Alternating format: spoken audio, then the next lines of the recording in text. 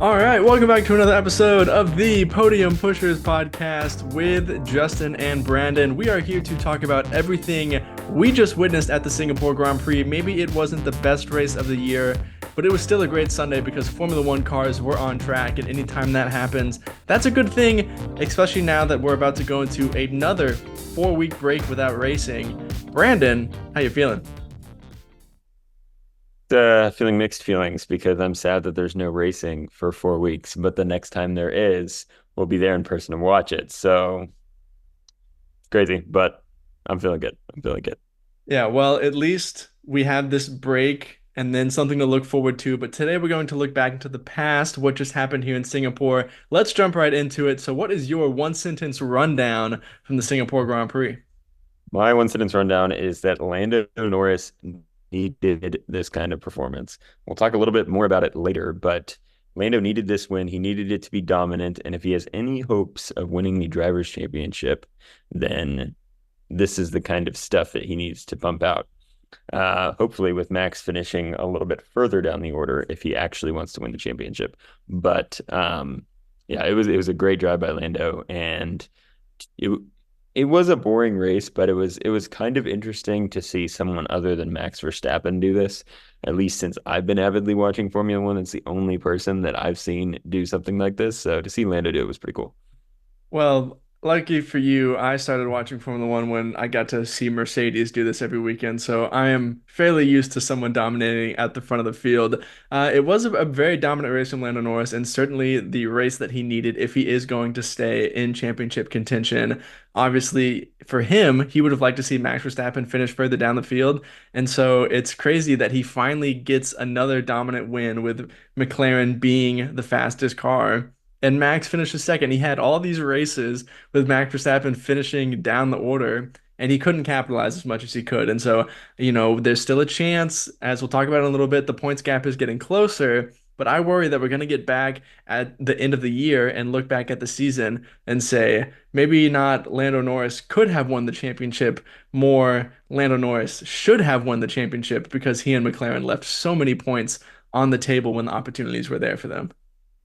Yeah, I mean, I think that's definitely a possibility. I mean, you look back to the last, I don't know, 10 races or so, and it seems like McLaren has been there or thereabouts, and Max Verstappen was still doing Max things and making sure that Lando wasn't capitalizing on these opportunities. And I think it's a testament to how good of a driver Max is, and maybe the point where Lando was earlier this season when he wasn't necessarily capitalizing on those opportunities seems to be there now. He definitely seems to like capitalize on those things now, but I don't know. It'll be interesting as we get closer to Abu Dhabi.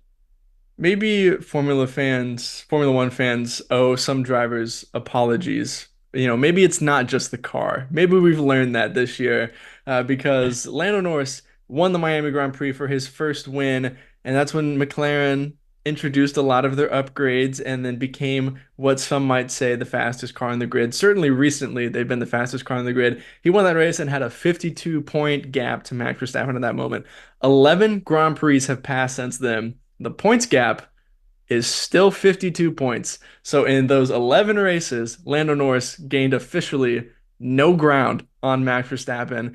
And yes, Red Bull has still won some races. Max Verstappen has taken advantage of some chaos to stay in that. But there has certainly been a period for the last 4 or 5 races where McLaren has clearly been faster than Red Bull, and Lando Norris has technically made no ground in the championship since his first win. We're getting to crunch time now if Lando Norris is going to be able to win the championship. But to me, that 52-point gap is crazy if you look at it that way. It really is crazy. And to think about, like, I don't know, it's such a missed opportunity. Like, for example, had this weekend gone any differently and Max would have finished in first and Lando in second, I mean, you're at a point now where Max finishing ahead of Lando, if that happens once, like, we're done. It's not possible anymore. Lando has to be gaining points every single race now. And had he taken any of those opportunities to capitalize and, McLaren not left so many points on the table, then maybe Lando would have a little bit more wiggle room in the last 6 races. But we're at the point now where Lando has to be competitive every single session. And, you know, it'll be really interesting to see if he's able to do that. Well, even if Max finishes in front of Lando, it's not all over because we've seen Red Bull DNS before. One DNF from either driver could truly blow this thing wide open. Who knows? Maybe we haven't even seen the last of the contact between them because you can't convince me if we rock up to the second to last race of the year and Max and Lando are racing for P1 that Max is just gonna let him sail on by because he has the fastest car. That's certainly not going to happen. My one sentence rundown is that we were due for a boring race this year. And I hate to say it because I am a firm believer that we should not call a Formula One race boring. Anytime Formula One cars are on track, it's great. I enjoy watching it. I love being there. I see these people complaining online about how they napped through the race. We get 24 of these things a year. Enjoy it every time they're on your TV, okay? But compared to 2024 standing or standards, I understand that maybe this wasn't the greatest race that we've had, but I still thought it was a great race. There was a four-stop strategy if you're V car, but there was different strategies. Some people trying to get the undercut and seeing where that put them coming out later in the race. Great comeback drive from both Ferrari drivers. I thought Carlos Sainz and Charles Leclerc both had some underrated comeback drives after Saturday not going the way. We saw Oscar Piastri play a really good strategy to get up onto the podium to say, I'll give up track position. I trust that I can drive up there and get this P3, which he did. We saw some good overtakes. Franco Colapinto up the inside. Sergio Perez not being able to pass a Williams and saying he was too difficult to overtake. So it was still a great race. But from what we've seen so far in 2024, maybe this one was a little bit of a letdown. And maybe we should take some responsibility because we spent our both of our last two podcasts, we spent saying it was going to be a banger of a race. We use that phrase multiple times. So maybe this one is on us a little bit.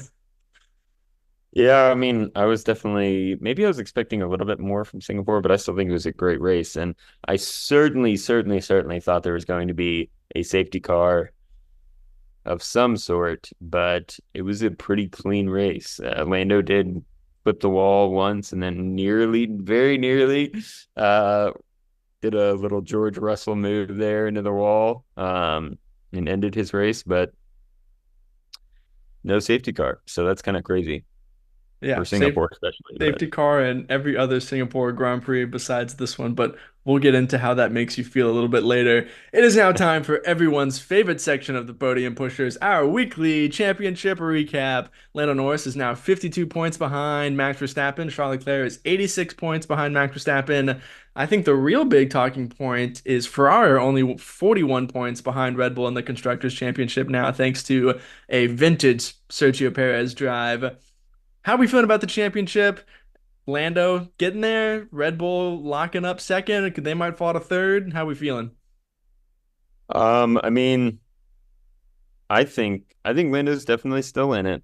Um, you know, he's got to perform really, really well. I mean, like winning races is necessary at this point to stay in the championship. And as far as Charles goes, I think he's unfortunately out of it after this.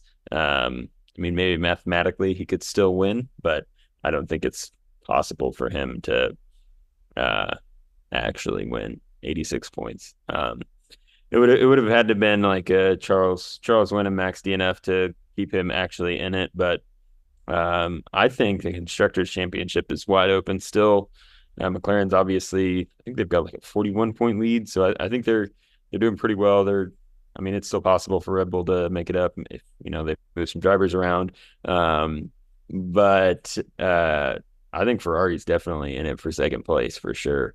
Um, it'll be interesting to see those two teams fight at the end of the season. I mean, I think it very well could come down to the last race of the season for second place for sure. Right now, it's looking like McLaren has first locked up, but I mean, again, you never know. There are a couple Yeah. DNFs in there, and Yeah, I mean, it's certainly all on the table still. And like we have said many times, there is still plenty of tracks that Charles Leclerc and Ferrari have performed great at in the past. And so maybe it probably is a gap too far for Charles Leclerc. I think Saturday, unfortunately, probably sealed his fate of not being in the Drivers' Championship for this year. It is still mathematically possible, technically, for everyone in the top seven. Sergio Perez has been the latest driver eliminated from championship contention. Maybe he was eliminated in Bahrain, but I won't go too deep into that at this moment.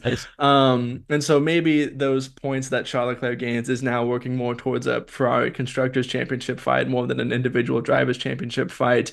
And then, of course, Lando Norris. We've seen him perform well at some of these tracks. I mean, we saw him lead quite a few laps at Coda last year. So let's jump right into our first question of was this a championship drive from Lando Norris? Won in absolutely dominating fashion, very similar to how he won at Zandvoort, and it was a very similar high downforce package. So maybe this type of track very much so suits the McLaren. He set up a pole time that really no one came close to matching. Sunday, as soon as he somehow managed to keep the lead from turn one, which is something he hasn't done before, once that overtake didn't happen for Max, I pretty much knew it was over. And then Lando just drove away. At this moment, based on form, momentum, the gap, should Lando now be the favorite for the title? I mean, that's a really tough question. Lando's driving really well right now. With the gap where it is, though, 52 points, I don't think I would still have to put my money on Max Verstappen to be the champion at the end of the season because I mean it just requires like no mistakes from Lando, and it requires Max to not be at the top of his game. And unfortunately, with past performance, Max is always at the top of his game from what I've seen. And Lando is prone to making some mistakes, which we almost saw. We were literally in like an inch away from seeing happening in Singapore. So I think that my money still has to be on Max Verstappen, unless something drastic happens in Austin, which I hope it does, because that would be amazing. Um, I think I just have to put my money on Max still. Yeah, I would probably agree with that. I think the gap still is big enough that I would favor Max Verstappen, but it is coming down fairly quick, and we do still have six races and three sprints. So there is plenty of time for Lando Norris to make up this ground and get these points back. Red Bull is supposedly bringing some upgrades to Austin. I have heard that it has maybe been limited by Sergio Perez crashing again. Unfortunately, might be limiting their upgrades, and so it will be interesting to see what Red Bull's form is in Austin. And they also resurfaced Austin, which means some of the bumps might be gone. Maybe that favors Red Bull a little bit. I think if Red Bull was in the form that we saw in Monza and Baku, maybe I would be more worried. But then we coming off of Singapore with Max finishing second and his second place never even being in doubt from Oscar Piastri, that makes me think that, okay, maybe they're starting to slowly figure things out at Red Bull. They've said that maybe they understand the floor upgrades a little bit more. Maybe they're getting the setups more right. So they themselves have said that they're starting to understand the car a bit more. And you probably even saw that with Sergio Perez's performance in Baku, even though it unfortunately didn't end well for him. And so maybe Red Bull is starting to figure some things out that will help Max Verstappen hang on to that Drivers' Championship. But the more we go through these races and the gap goes down, I'm certain we're at least going to see a close title fight to end out the year, even if Lando Norris can't get it done. Yeah, yeah, I agree. I mean, I think I still expect Lando to make up some ground, but I honestly think that it's gonna be really close, maybe under 10, 15 points at the end of the season, but I think Max is still gonna come out on top. That's just my gut feeling right now. But anything is possible in Formula One, which is why this is an amazing sport. Man, could you imagine if it came down to those 7 points they gave up in Hungary? That would be insane. Plus the points they gave up in Monza. Oh, I couldn't imagine the conversations we're gonna have after the year about McLaren if that is the case. But right now, we'll just have to wait and see what happens. Moving on to our next question. This one comes from a fan at PVK underscore 96 says, "What is the matter with Daniel Ricciardo's seat? We all saw the rumors over the weekend. We might have just watched Daniel Ricciardo's last Formula One race. I had to wear the DR3 merch today out of sadness and solitude. He had a solid race. the worst strategy maybe I've ever seen in my life. But then you could say maybe it was to let him get the fastest lap in his last Grand Prix. Maybe it was some sister teamwork to take the fastest lap away from Lando. Maybe it was a combination of both. But after this weekend, where do we stand with Daniel Ricciardo? I mean, the rumors are what they are. I think that Daniel still deserves to be in Formula One. I'm a little biased, obviously, but it's just really crazy for me to think like, I mean, literally a month ago, month and a half ago, going into the summer break, we were thinking like, all right, Daniel's going to be in the Red Bull seat for the rest of the year. See what happens, see how he does. And now we're talking about this being his last race in Formula One.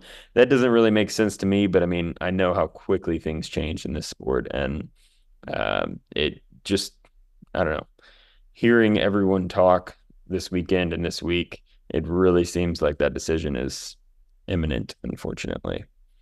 Yeah, and that is truly a sad thing to say, especially since the next race is in Austin, and I very much would have liked to see him race there again.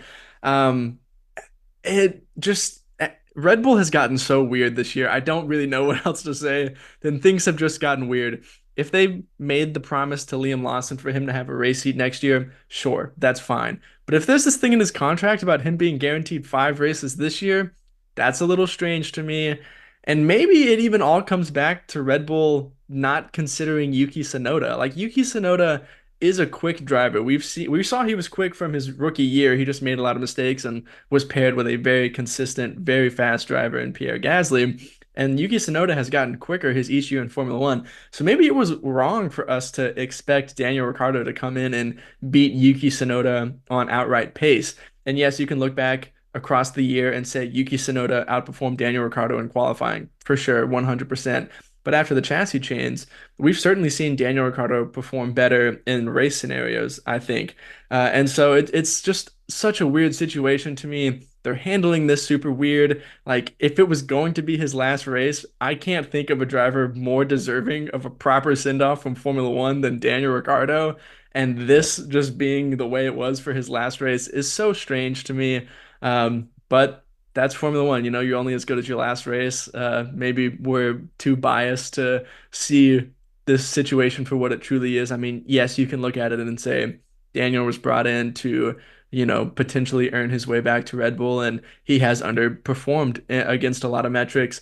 Has he underperformed compared to Sergio Perez? I don't know. It's just such a weird situation, and you obviously have the money thing with Sergio Perez as well. And I don't want to discount Sergio as a driver. I mean, he is clearly one of the top 20 drivers in the world, and he does, on his day, we saw in Baku, he can still have a good performance as well. And so just super weird situation that Red Bull is in. And, a couple years ago, they were like, we have no one in our driver pool. And then they decided to go out of it to get Sergio Perez. And then now we're seeing a bottleneck in the driver pool because of Sergio Perez once again. And so just super weird for Red Bull right now. And it just makes me sad for Daniel Ricciardo. That's all I have to say. As a Daniel Ricciardo fan, it just makes me sad.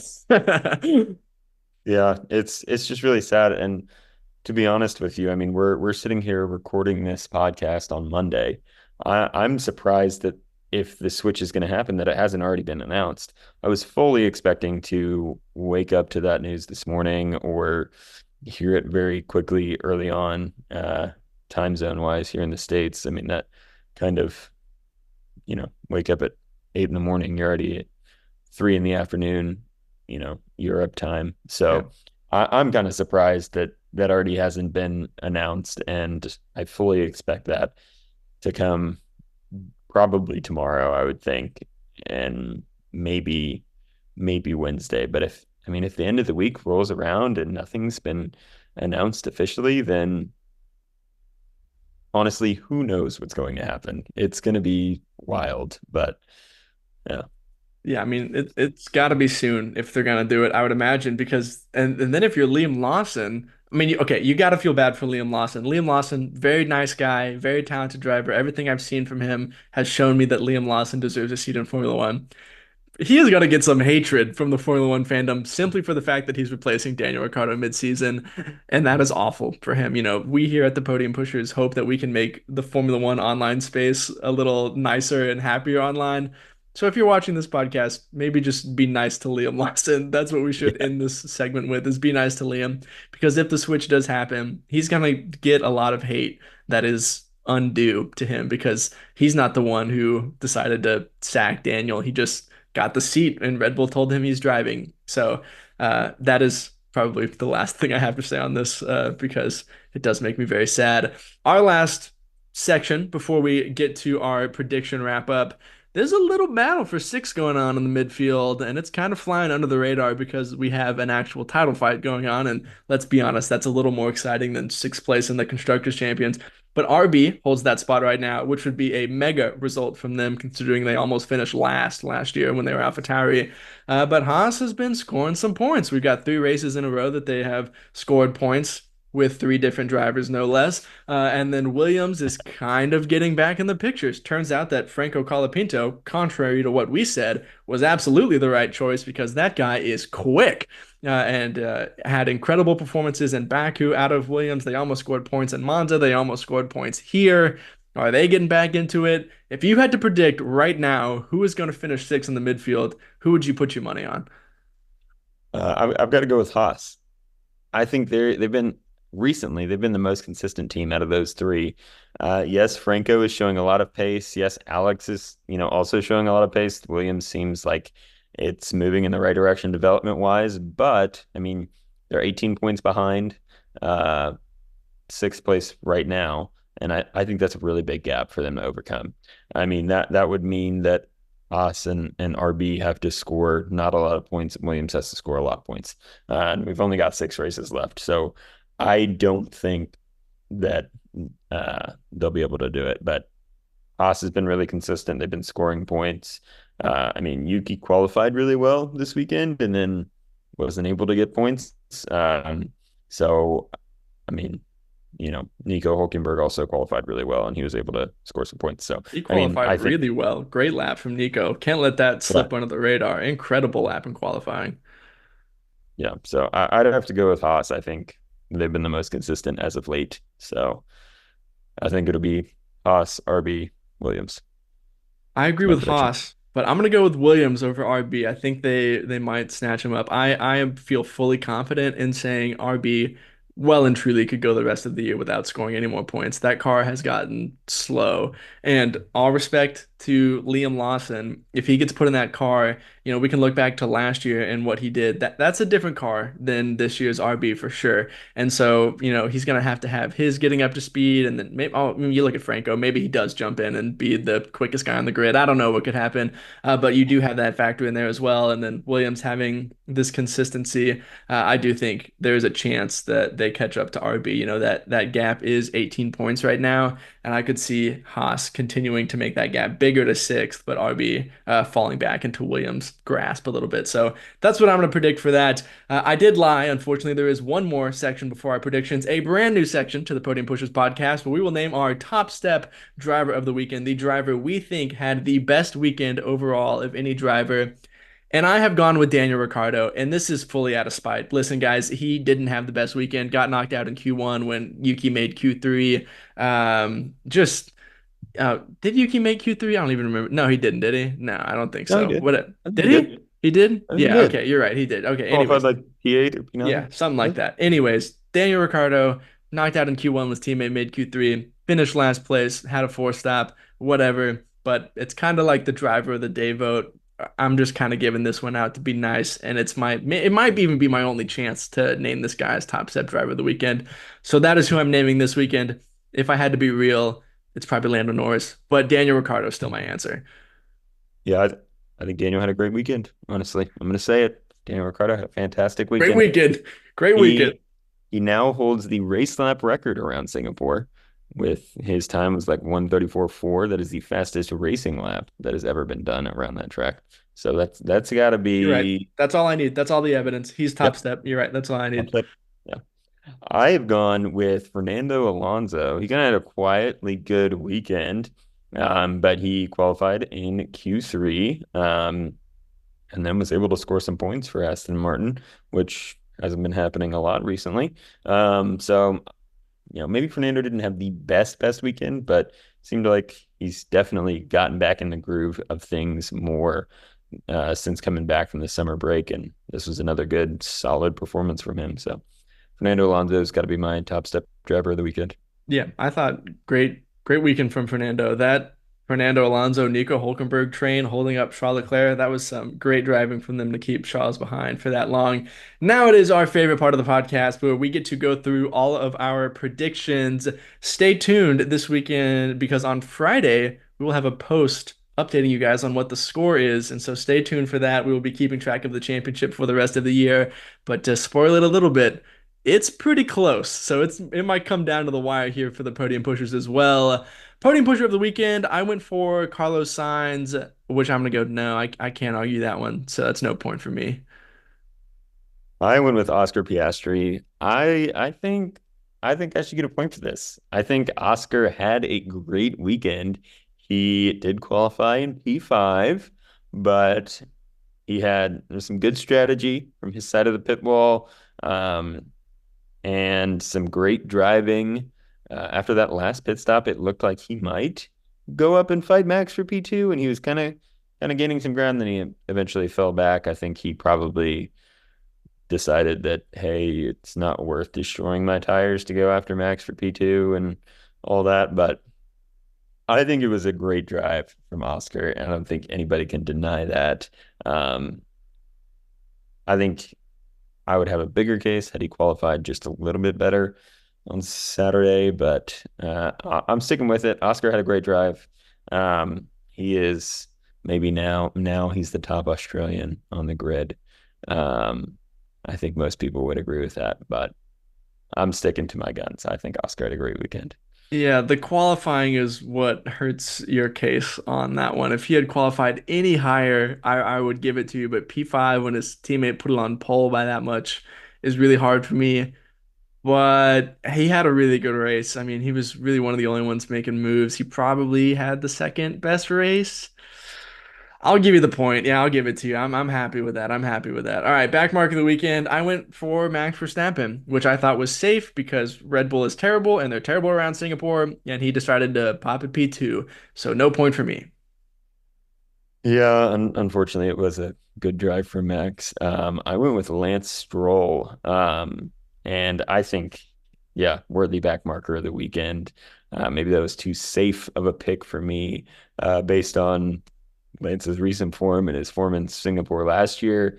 But yeah, not a great weekend from Lance. Don't even remember where exactly he finished. I know it was like P16, Yeah, P15, somewhere somewhere around around there. there. Doesn't But matter. Got trounced by his teammate out in Q1 for sure. Back marker. Pole prediction. I went with Lando Norris. Yes. and I went with Charles Leclerc. No, unfortunately, that was actually a pretty sad qualifying to watch, Yeah, knowing and predicting unfortunate for Charles Ferrari Leclerc. there for sure. P3, I went with Carlos Sainz. That is incorrect. I went with Lando Norris in P3, also incorrect. I went with Charles Leclerc in P2. That was incorrect. As did I. Also, Charles Leclerc in P2. No point for me. But P1, I went with Lando Norris, and that is a point for me. And I went with Oscar Piastri. No point for me, unfortunately. Yeah, but still got the podium pusher point for him. But that does settle that I got the Hungary prediction right and you didn't get the Singapore prediction right. So that is an No. extra point for me when it comes down to it. So we might be Michael Massing this thing. We could be getting a little close championship here. We'll have to see. One push-in prediction, I said it would rain at some point during this weekend. It rained cats and dogs on Thursday. It chucked it down.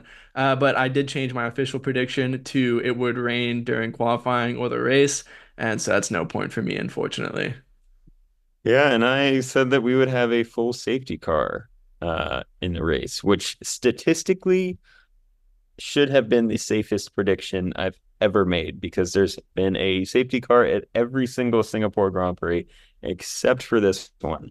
So no point for me.